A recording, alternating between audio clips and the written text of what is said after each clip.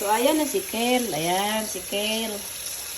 Lagyan natin ng maraming tubig sa sink. Kumulan na to na siya. Tanan na gulay, ginaganon ko.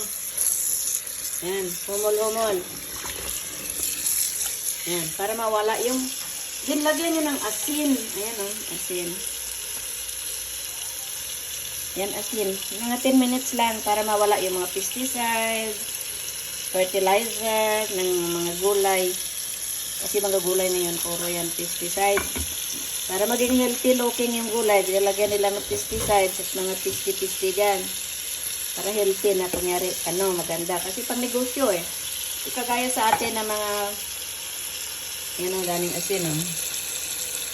Sa atin pwede tayong magtanim sa gilid-gilid.